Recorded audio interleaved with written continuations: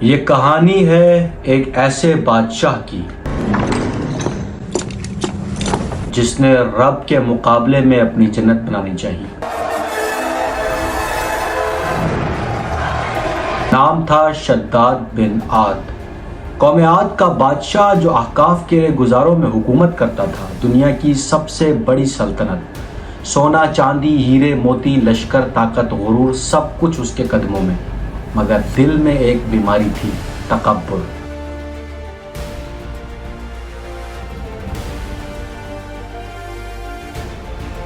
میں وہ ہوں جس کے حکم پر صحرا میں چشمے پھوٹ پڑتے ہیں، میں وہ ہوں جس کے سامنے پہاڑ جھکتے ہیں۔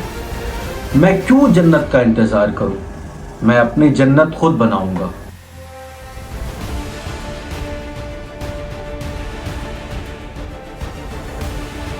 وزیر نے کہا، بادشاہ سلامت، آپ نے فرمایا اپنی جنت؟ تو شداد کہنے لگا، ہاں وزیر، میں نے سنا ہے کہ محمد کا خدا یا ابراہیم کا رب جنت بناتا ہے۔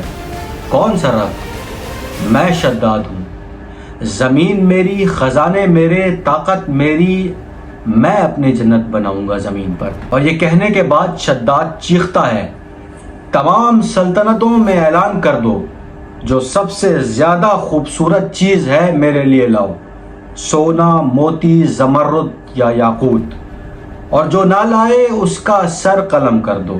مزدوروں کی آوازیں، ہتھوڑے چل رہے ہیں، پانی کے چشمے بہہ رہے ہیں۔ 300 سال تک شداد کی جنت بنتی رہی۔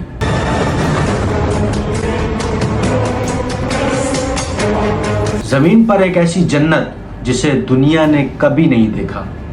دیواریں خالص سونے کی، درخت زمرد اور یاقوت کے، پھل موتیوں کے، نہریں چاندی کے پانی سے بہتی تھی۔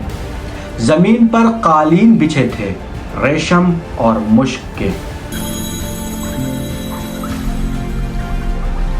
یہ وہی شداد تھا جس کے بارے میں اللہ نے فرمایا، ستونوں والی قوم، جس جیسا شہر دنیا میں کبھی نہ بنا۔ جب شداد نے اپنی جنت بنا لی تو اس کے دروازے پہ کھڑا ہو کر کہتا ہے، آج وہ دن ہے جب شداد خداؤں سے بھی برتر ہے۔ میں اپنی جنت میں داخل ہوں گا اور سب دیکھیں گے کہ جنت کیا ہوتی ہے۔ وزیر ڈرتے ہوئے کہنے لگا، لیکن حضور، ایک پیغام آیا ہے کہ آسمان سے ایک ندا آئی ہے۔ شداد رک جا، یہ جنت نہیں، یہ تیرا فریب ہے۔